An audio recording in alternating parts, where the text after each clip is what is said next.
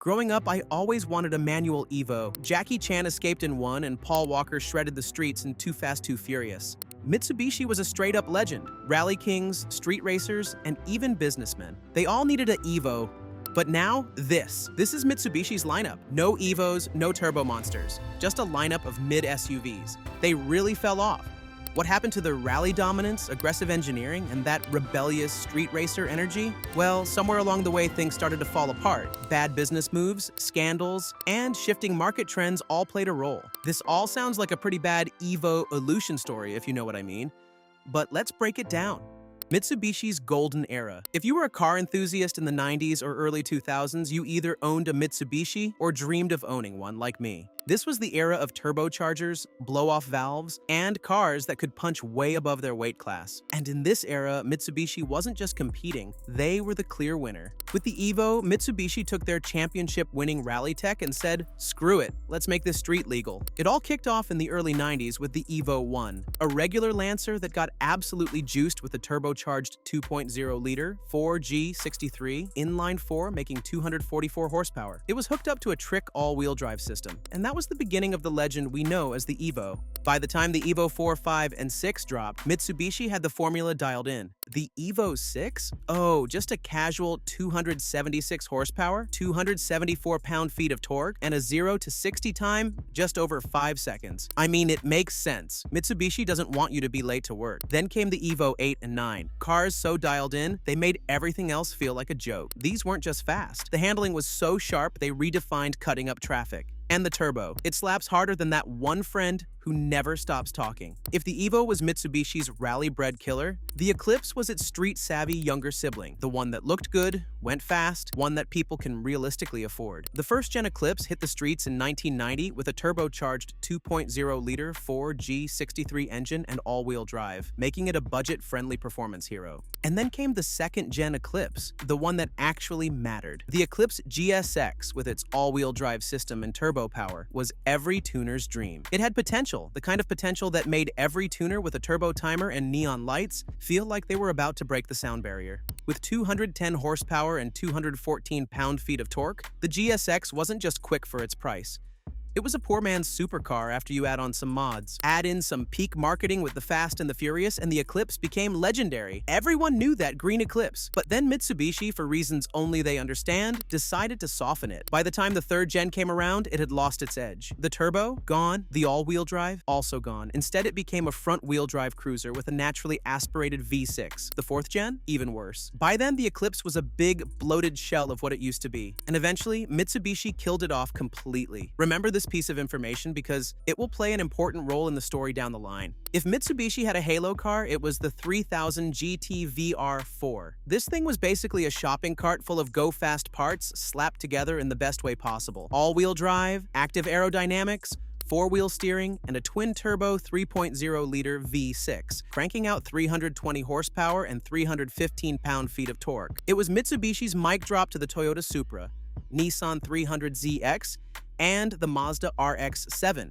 There was also the Galant VR4, a car that doesn't get nearly enough love. It was essentially a four-door EVO before the EVO even existed. Mitsubishi took the same 2.0-liter turbocharged 4G63 engine from the Eclipse GSX and paired it with an all-wheel drive system, creating a sleeper sedan. With 195 horsepower and 203 pound-feet of torque, it wasn't the fastest thing on the road, but its rally-inspired handling and grip made it way more fun than people expected. The Galant VR4 was the blueprint for what would later become the Lancer evolution. So what made this golden era work? Simple. Mitsubishi was building real performance cars that people were excited for. The EVO was crushing the World Rally Championship, and that success translated directly into street cars. Glorified by movies, proven on the streets and rallies, turbocharged power was the name of the game, and Mitsubishi had it in spades. The EVO, the Eclipse, the 3000 GT, these cars were fast, aggressive, and affordable compared to their rivals. You didn't have to start a dropship store to afford an Eclipse GSX or a Galant VR4. And even the EVO was a steal compared to European competitors. It was like they couldn't lose. And then they did. So what the heck happened? How did Mitsubishi go from street king to, oh yeah, they still make cars? This is where things started to get ugly. In 2000, Mitsubishi teamed up with Daimler Chrysler, dreaming of building a global automotive empire. On paper, it sounded like a genius move. Mitsubishi's engineering chops paired with Chrysler's deep pockets. What could go wrong? Well, everything. Instead of an industry-shaking dream team, the partnership nosedived straight into disaster. Turns out Mitsubishi had been a little too creative with its record-keeping, conveniently forgetting to mention a backlog of customer complaints about vehicle defects. Because, you know, if you don't acknowledge a problem, it doesn't exist, right? This led to massive recalls and a nosedive in their stock value. Chrysler, seeing the red flags, decided to cut their losses and bailed out in 2004. This left Mitsubishi scrambling to stay afloat, their finances in tatters. As if corporate drama wasn't enough, the automotive world was changing lanes. Emissions regulations tightened, and the market's appetite shifted from high-octane performance to fuel efficiency and eco-friendliness. Mitsubishi, feeling the pressure, started phasing out their performance legends. The Lancer Evolution was discontinued in 2015 with the Lancer Evolution X Final Edition. It went out with a bang though. The EVO X packed a turbocharged 2.0-liter inline-4 engine, cranking out 303 horsepower and 305 pound-feet of torque, slightly more than its predecessors. This thing could rocket from 0 to 60 in 4.4 seconds. And with its all-wheel drive system and old-school 5-speed manual, it actually made you feel like you were in control. Imagine that. Limited to just 1,600 units in the US, the final edition was a bittersweet send-off for a car that had become a rally legend. By 2017, the entire Lancer lineup was axed, signaling the end of an era. But just when enthusiasts thought Mitsubishi couldn't twist the knife any further, they did the unthinkable. They launched this. Remember the Eclipse nameplate that was killed off earlier? Mitsubishi resurrected the Eclipse name, not as the beloved sporty coupe that graced posters on bedroom walls, but as a compact crossover SUV dubbed the Eclipse Cross. This new Eclipse featured a 1.5-liter turbocharged 4-cylinder engine producing a modest 152 horsepower. Oh, the kicker though, it's paired with a CVT because nothing says performance heritage like a rubber band transmission. I mean, look at this Mirage G4. It claims maxed out performance, but bruh, it's only 84 horsepower. I didn't say that wrong. It's right here on their website. You can own the streets with 37 combined miles per gallon though. Imagine going from a car that was respected in the streets to one that struggles to merge onto the freeway. Yep, that's the Eclipse Cross. To understand this betrayal, imagine if Ferrari decided to ditch supercars and focus solely on minivans. That's essentially what happened here. Mitsubishi traded in racing for sensible slacks, prioritizing economy cars and crossovers over the performance machines that once defined them. This shift wasn't just a change in product lineup, it was a full-on identity crisis. The brand that once ignited passion among car enthusiasts had become more boring than a Camry.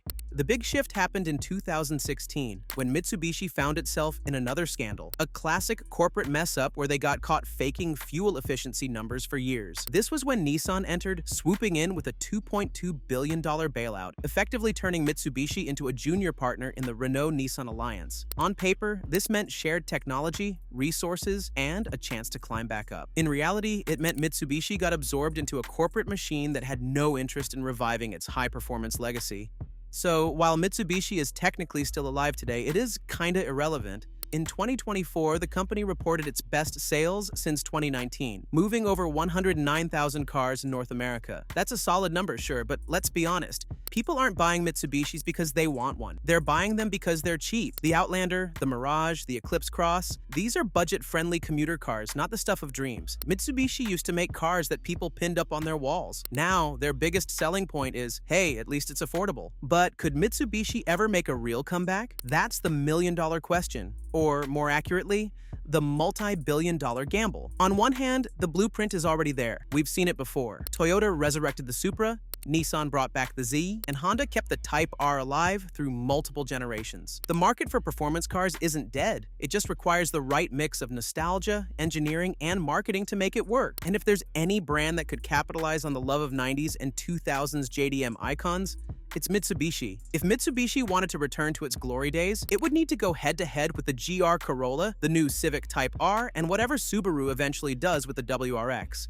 That means serious investment in R&D, a proper performance division, and, most importantly, the willingness to take risks. Mitsubishi today is a part of the Renault-Nissan Alliance, a corporate behemoth that prioritizes mass-market appeal over enthusiast dreams. Their focus is on budget-friendly SUVs and fuel efficiency, not turbocharged rally monsters. The leadership at Mitsubishi seems content with being a background player, surviving rather than thriving. Reviving the EVO or any performance car would require a complete shift in company philosophy, something that doesn't happen overnight.